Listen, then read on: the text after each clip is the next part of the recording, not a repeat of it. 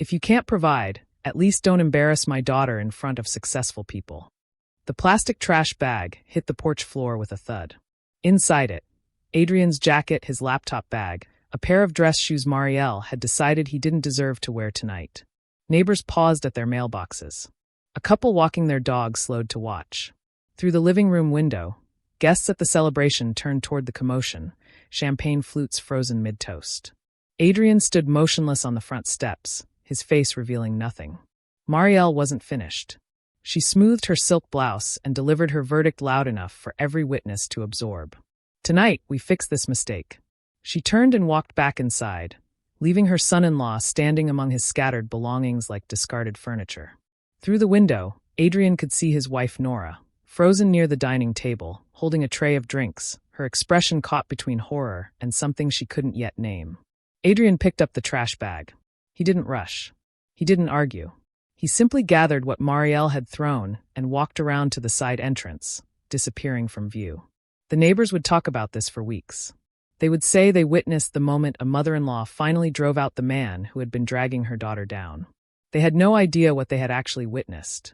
Hello, and welcome to Her Drama Tales, your place for stories that prove the people who demand proof of your worth are rarely the ones who will believe it anyway. If you believe that love tested through humiliation reveals more about the tester than the tested, please hit that subscribe button and turn on notifications so you never miss a moment of the drama. The celebration had started 3 hours earlier, when Marielle's house still smelled of catered hors d'oeuvres and forced optimism. Nora James had been promoted to regional director at Meridian Holdings, a multinational corporation with offices in 14 countries and a reputation for identifying talent before competitors could poach it. At 32, she was the youngest person to hold the position in the company's history. Her mother had insisted on hosting the celebration. Your apartment is too small, Marielle argued. And besides, your colleagues should see where you come from. They should see that success runs in this family. What Marielle actually wanted was an audience for a different performance entirely. Adrian arrived early to help with setup. He carried folding chairs from the garage, arranged flowers according to Marielle's exacting specifications, and positioned the catering trays exactly where she pointed. He did this quietly, efficiently, without complaint. He had been doing this for 3 years, ever since he married Nora in a small ceremony that Marielle still refused to display photographs from. To Marielle, Adrian James was a problem that hadn't solved itself. He worked from home on what he called consulting projects. He didn't own a luxury car. He wore the same watch every day, a scratched vintage piece he claimed had belonged to his father. He contributed to the household expenses, but Marielle had never seen evidence of significant income. Freelance, she told anyone who asked. Which means nothing stable. Which means my daughter carries everything. She never asked what kind of consulting. She never asked who his clients were. She had already decided the answers didn't matter. The guests began arriving at 6. Nora's colleagues from Meridian, their spouses, a few family friends who had known Marielle since her own ambitious years in corporate banking.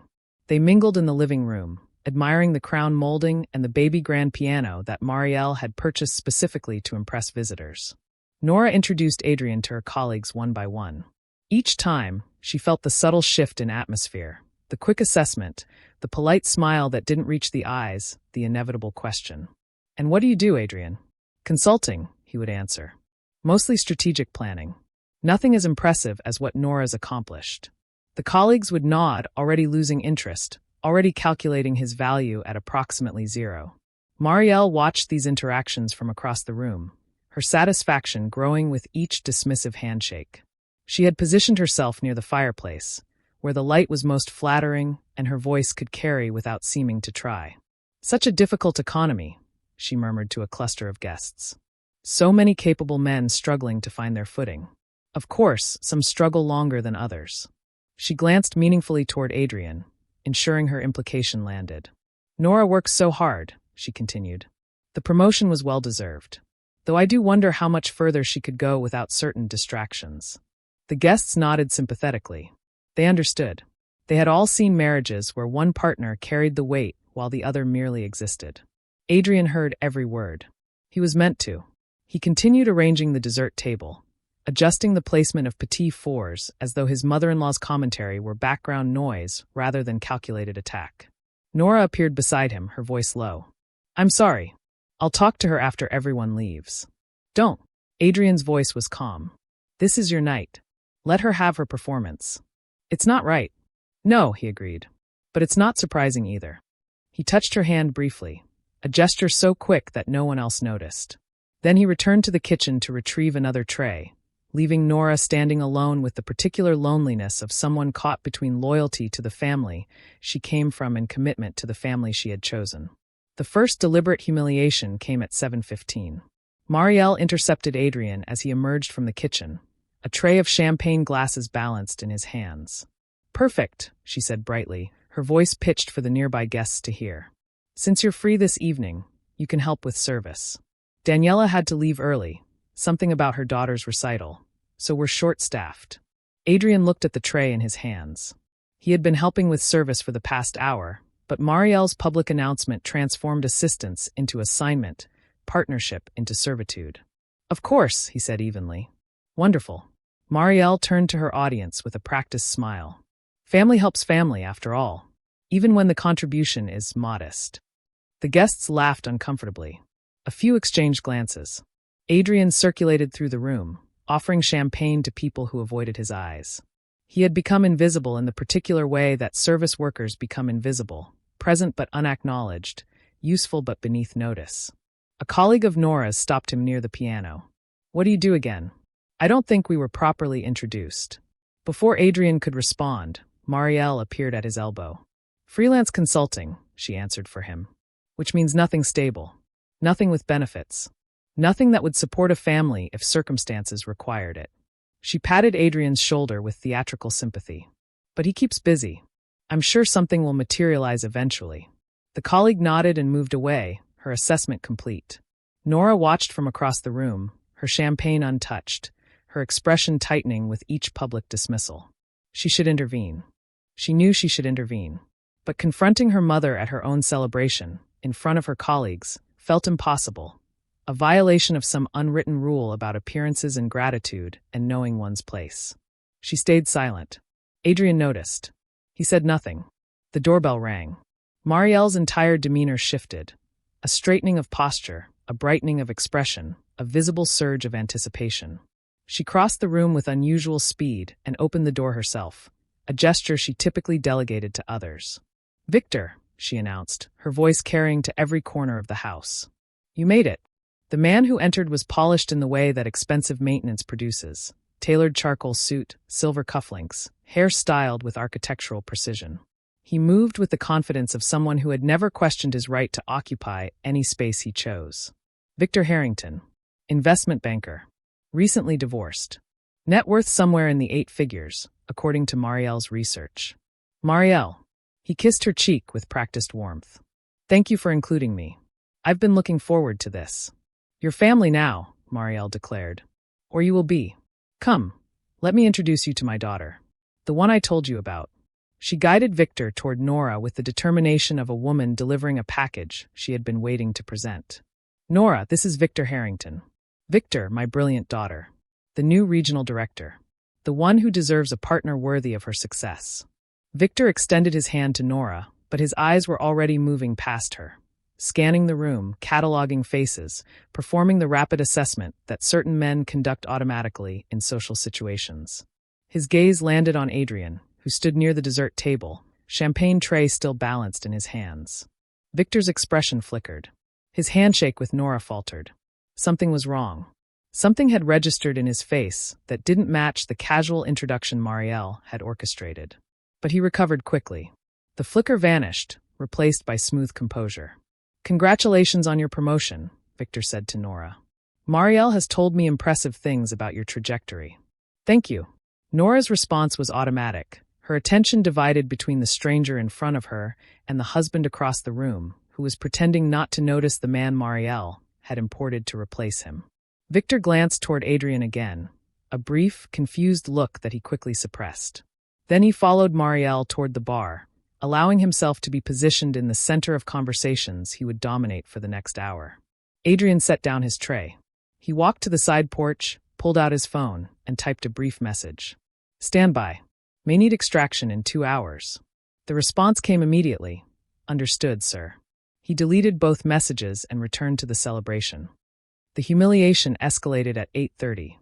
Marielle had been circulating with Victor, introducing him to every guest as though he were already part of the family. She made sure to mention his firm, his assets, his incredible vision for the future. She also made sure Adrian was always within earshot. Victor just closed a deal worth $40 million, she announced to a cluster of colleagues. $40 million. Can you imagine?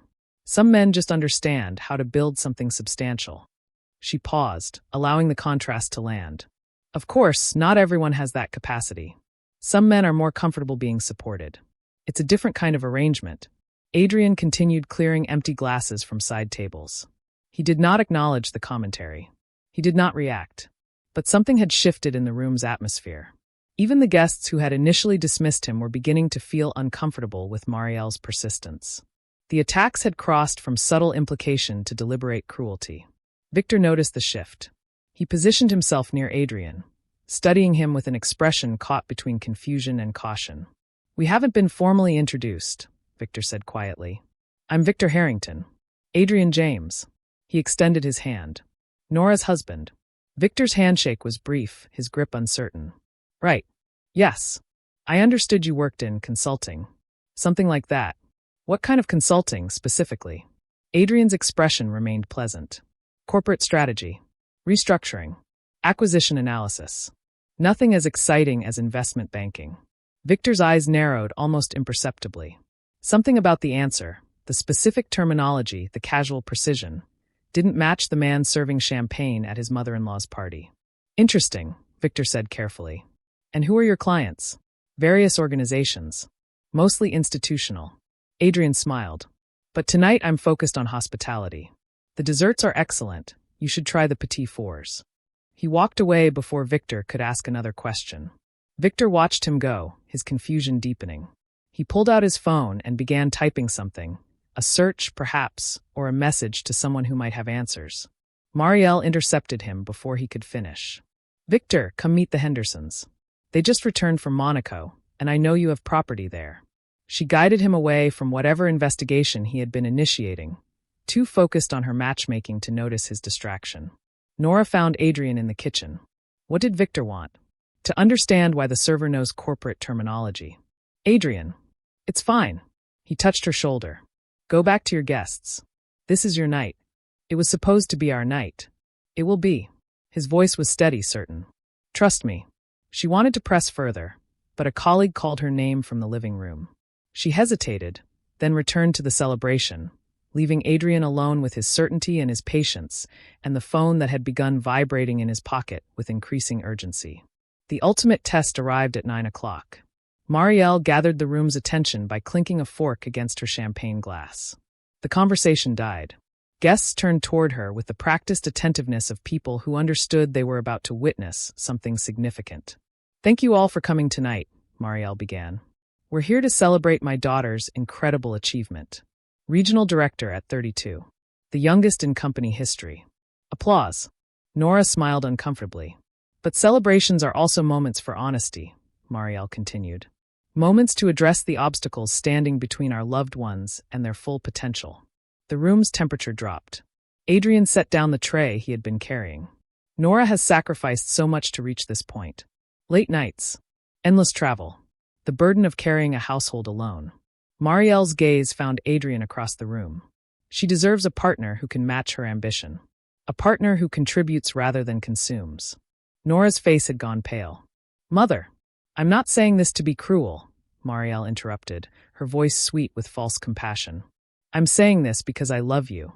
Because I want what's best for you. Because I refuse to watch you waste your potential on someone who will never rise to meet it." She reached into her designer clutch and withdrew an envelope. "Adrian." Her voice rang with triumphant finality. "This is for you." She crossed the room and extended the envelope. Adrian took it, his expression unchanged. "Inside you'll find a check for $100,000, Marielle announced to the room.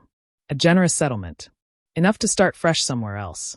All I ask in return is that you sign the divorce papers I've had prepared and remove yourself from my daughter's life tonight." The silence was absolute. Guests stared. Victor's phone hung forgotten in his hand.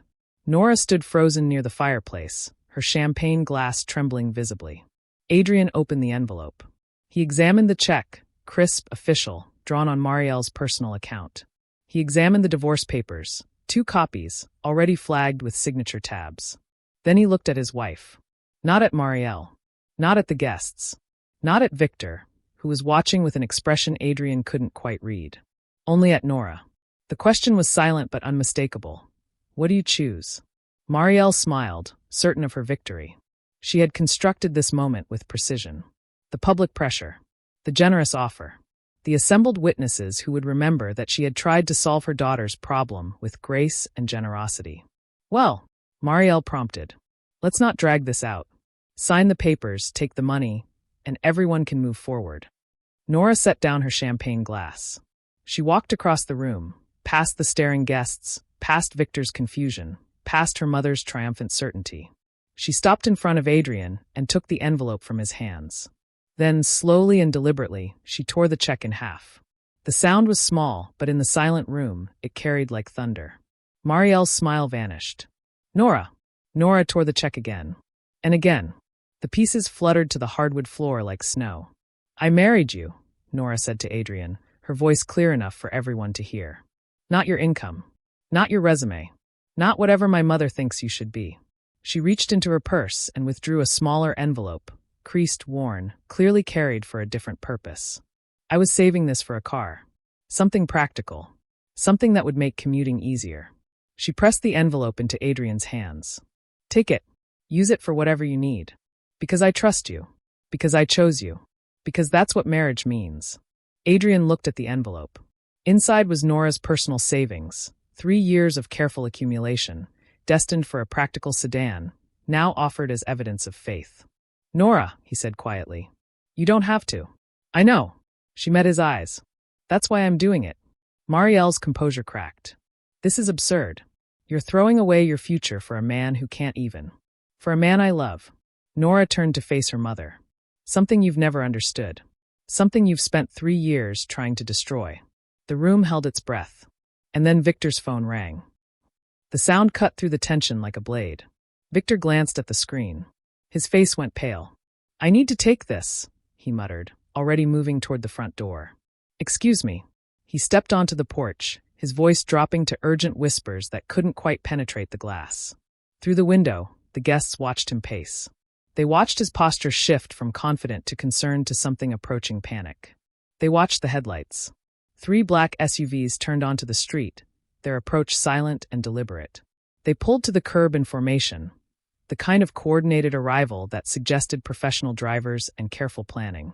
Victor ended his call. He stared at the vehicles. Then he turned and looked through the window directly at Adrian.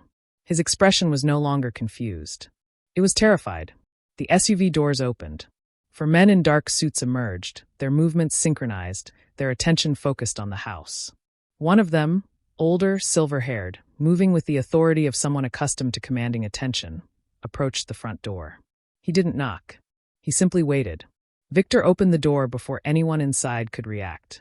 Mr. James, Victor said, his voice cracking. I had no idea. The silver-haired man ignored him entirely. He stepped into the house, scanned the room, and located Adrian with the efficiency of someone who had performed this function many times. Sir, the man said, his voice carrying the weight of deference. The board received your message. They've asked me to confirm your attendance at tomorrow's session. Every head in the room turned toward Adrian. The champagne tray. The serving uniform.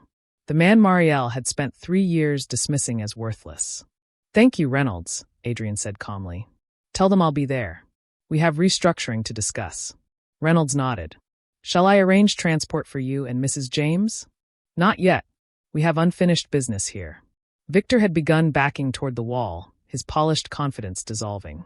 Chairman, I want to apologize. I had no idea this was. Your mother-in-law contacted me, and I assumed. You assumed correctly. Adrian's voice remained level. You assumed I was unemployed. You assumed I was beneath notice. You assumed my wife would be receptive to replacement. Victor said nothing. There was nothing to say. Marielle had gone completely still. The champagne glass in her hand tilted, spilling onto her silk blouse, and she didn't seem to notice. Adrian, she managed. I don't understand. What is happening? What's happening? Adrian replied. is that you're meeting the majority shareholder of Meridian Holdings, the company that just promoted your daughter. He paused. The company that owns the mortgage on this house. The company that approved Nora's advancement 6 months ago through anonymous recommendation. The room absorbed this information in waves. Colleagues exchanged stunned glances. Family friends reassessed everything they thought they knew. You own Meridian? Nora's voice was barely a whisper. I own the parent company. Pinnacle Capital. Meridian is one of our holdings. Adrian turned to face his wife. Your promotion was earned. The recommendation simply ensured it wasn't overlooked. But you never. Why didn't you tell me? Because I needed to know. Know what? Adrian looked at the torn check on the floor. At the envelope of savings Nora had pressed into his hands. At the woman who had chosen him over $100,000 and her mother's approval. I needed to know you would choose me without proof. The confrontation came quietly. The guests had retreated to the edges of the room, witnesses to a family reckoning they would discuss for years. Reynolds and his team waited on the porch, professional and patient. Marielle approached Adrian slowly, her composure reconstructing itself piece by piece. I was protecting my daughter, she said. Any mother would have done the same. No. Adrian's voice carried no anger, only clarity. You weren't protecting Nora. You were protecting status. You were protecting your image of what her life should look like. You decided I was beneath consideration before you ever asked what I did or who I was. How was I supposed to know? You weren't supposed to know. That was the point. He met her eyes. I've watched you for 3 years, Marielle. I've watched how you treat people you consider beneath you. I've watched you mock servers, dismiss assistants, belittle anyone whose position doesn't impress you. Marielle's mouth opened, but no defense emerged. Tonight you threw my belongings onto the porch for the neighbors to see. You made me serve drinks at my wife's celebration. You offered money to dissolve my marriage in front of strangers. Adrian's voice remained steady. You did all of this because you believed I had nothing. Because you believed I was powerless. Because you believed no one was watching. I was wrong, Marielle managed. I made a mistake. I can see that now. You made a choice. Adrian corrected her. Every action tonight was a choice. And those choices revealed exactly who you are when you think there's nothing to lose. He reached into his jacket and withdrew a folder. Slim, official, the kind that contained documents rather than arguments. 6 months ago, I purchased a retirement property in your name. Oceanfront. The kind of place you've always talked about deserving. He set the folder on the table. I also established a trust for Nora that would have included provisions for your care. Marielle's hand reached for the folder. Would have, Adrian repeated. Past tense. Her hand stopped. Since you prefer wealth without respect, you're welcome to pursue it alone. The property purchase has been reversed. The trust provisions have been amended. He stepped back. You wanted a son-in-law who matched your ambition. You got one. You just didn't recognize him because he wasn't performing for your approval. Adrian, we're leaving. He turned to Nora. The car is outside. Nora stood frozen, processing everything. The revelation, the confrontation, the discovery that the man she had married was simultaneously exactly who she thought he was and someone she had never fully known. Come with me, Adrian said quietly. We have things to discuss. But not here. Not in front of people who never deserved to witness this. She took his hand. They walked toward the door together, past the silent guests, past Victor's humiliated retreat, past Marielle's crumbling composure. At the threshold, Adrian paused. Reynolds will ensure everyone gets home safely. The catering is paid through. Enjoy the rest of the evening. He guided Nora into the waiting vehicle. The door closed. The engine started. And Marielle was left standing in her perfectly decorated living room, surrounded by witnesses to her exposure, holding a folder that now contained nothing but the evidence of what she had almost possessed and permanently lost. The drive took 45 minutes. They didn't go home. Reynolds drove them to a property Nora had never seen. A penthouse overlooking the river, minimalist and elegant, the kind of space that spoke of wealth without demanding attention. You own this, Nora said. It wasn't a question. We own this. I put it in both our names when we married. She walked to the floor-to-ceiling windows, staring at the city lights, trying to reconcile the man she had loved for 4 years with the stranger she was only now meeting. Why didn't you tell me? Adrian stood behind her, reflected in the glass. Because my last relationship ended when she discovered the money. Everything changed. The way she looked at me. The way she talked about our future. Suddenly I wasn't a person anymore. I was an asset. A lifestyle. I'm not her. I know that now. Nora turned to face him. You tested me. You let your mother treat you like garbage for 3 years, and you tested me to see if I would choose you anyway. Yes. That's manipulative. Probably. That's not how marriage should work. No, he agreed. It's not. The silence between them stretched. The city hummed below, indifferent to the reckoning occurring above it. I'm angry, Nora said finally. You should be. I'm also, she stopped, searching for the word. Relieved? That sounds wrong. But watching you stand there while she threw your things on the porch, while she offered money to divorce you, I kept thinking, why doesn't he fight back? Why doesn't he defend himself? Because I needed to see what you would do when I couldn't. And if I had taken the check? Adrian's expression shifted, something raw flickering beneath the composure he had maintained all evening. Then I would have known that too. Nora absorbed this. The test hadn't been about humiliation. It had been about certainty, about knowing, with absolute confidence, that the person beside you would stay when there was nothing visible to stay for. I don't know how to feel, she admitted. Take your time. I love you. I know. I'm still angry. You should be. She laughed, sudden, unexpected, slightly hysterical. This is insane. My mother tried to pay off my secretly billionaire husband at my promotion party, and I'm standing in a penthouse I didn't know existed, trying to decide if I'm furious or impressed. Both seems reasonable. She crossed the distance between them and pressed her forehead against his chest. He wrapped his arms around her carefully, as though she might break or bolt. No more tests, she said into his shirt. No more tests. No more secrets about who you are or what you own. No more secrets. And my mother. That's your decision. Not mine. Nora pulled back enough to look at him. You're really leaving that to me? After everything she did. She's your mother. The relationship is yours to manage. I've said what needed saying. The rest is between you and her. He meant it. She could see that he meant it. The anger was still there, coiled beneath her ribs. But something else was emerging too. A recognition that the man she had defended tonight, the man she had chosen over money and maternal approval, had been defending her in ways she was only beginning to understand.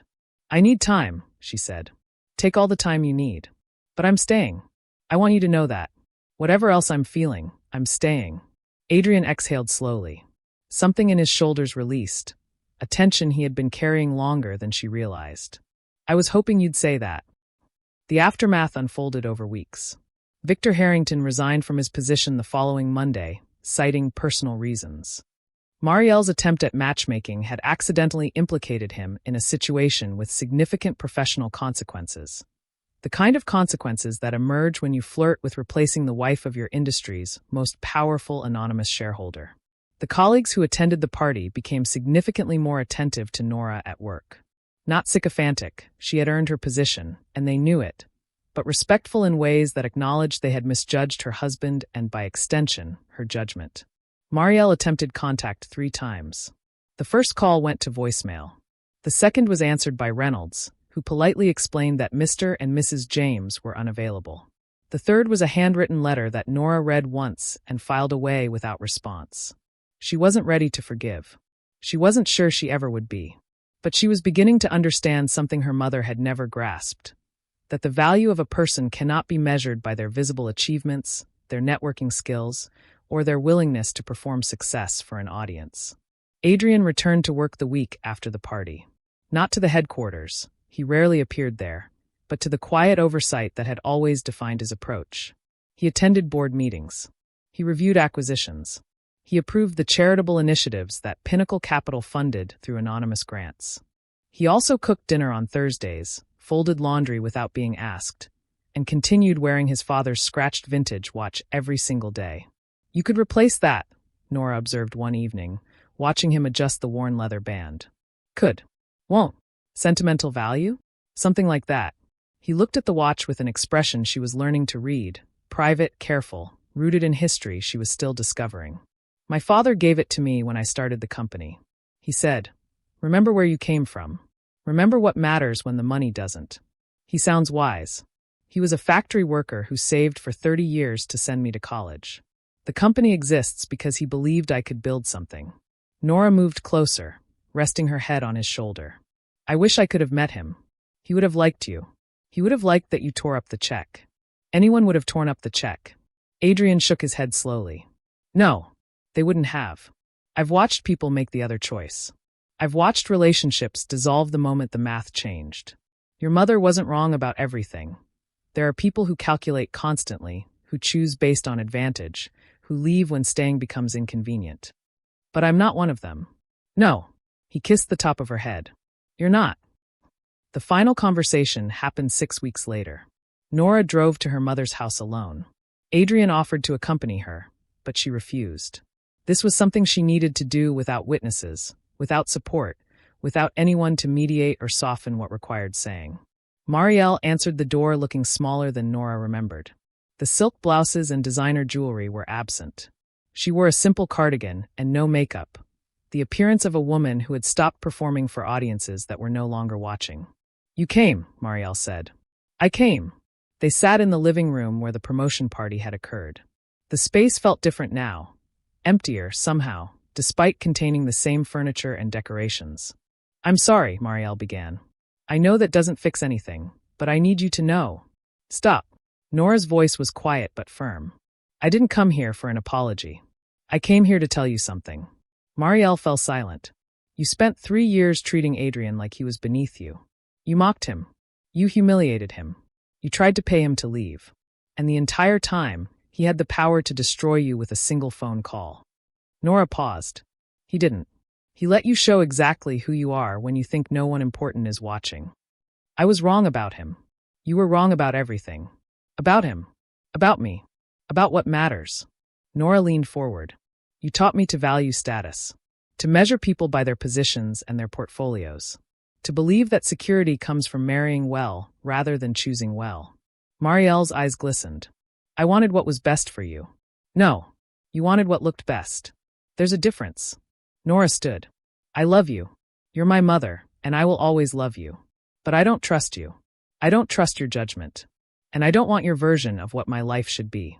Nora, when you threw Adrian's belongings on the porch, you threw away the relationship you could have had with both of us. He was planning to take care of you. Did you know that? Retirement property. Trust provisions. Everything you spent your life chasing. And he was going to give it to you because you're my mother and he respects what that should mean. Marielle's composure finally broke. Tears streamed down her face. I didn't know, she whispered. I had no idea. That's the point. Nora moved toward the door. You never asked who he was. You never tried to understand what he valued or why I loved him. You decided he was worthless and spent 3 years trying to convince me to agree. She paused at the threshold. I hope you find what you're looking for, Mother. I hope you figure out what actually matters before you're too old to act on it. But I can't be the one to teach you. Not anymore. She left without looking back. The drive home took 45 minutes. She cried for the first 20, stopped for coffee at a gas station, and arrived at the penthouse composed enough to smile when Adrian opened the door. How did it go? Terribly. Necessarily. He pulled her into an embrace that required no explanation. They stood in the doorway for a long time, holding each other, letting the silence carry everything that words couldn't quite capture. The penthouse became their home. They sold the old apartment, too many memories, too close to Marielle's neighborhood, too connected to the version of their lives that had been built on concealment rather than truth. Nora continued her work at Meridian, though she now understood its connection to Adrian's oversight. He never interfered with her decisions. He never leveraged his position to advance her career. He simply trusted her to be exactly as capable as she had always been. People will find out eventually, she observed one evening, that you own the parent company, that my promotion came through your recommendation. It didn't come through my recommendation. It came through your performance. I just made sure the right people noticed. That's still influence. That's what influence is for. He set down the report he had been reviewing. I didn't make you competent, Nora. I made you visible. The rest was always you. She considered this. The distinction mattered, more than she had initially realized. What happens when people do find out? Some will assume you only succeeded because of me. Some will resent both of us for the advantage they perceive. Some will try to leverage the connection for their own benefit. He shrugged. People are predictable. We'll manage. You're very calm about it. I've been managing perceptions for 15 years. It stops being frightening once you realize that other people's opinions rarely determine actual outcomes. Nora laughed. That's very billionaire of you. Is it? I thought it was just practical. She moved to sit beside him, their shoulders touching. The city spread out below them like a promise they were still learning to keep. Thank you, she said quietly. For what? For letting me choose you when I thought you had nothing. For trusting that I would. She paused. And for telling me the truth, even though I'm still processing what it means. Adrian took her hand. I spent years being chosen for the wrong reasons. People who wanted access. People who wanted funding. People who saw opportunity instead of partnership. He squeezed her fingers gently. I needed to know you were different. I'm sorry the test was painful. But I'm not sorry I have certainty.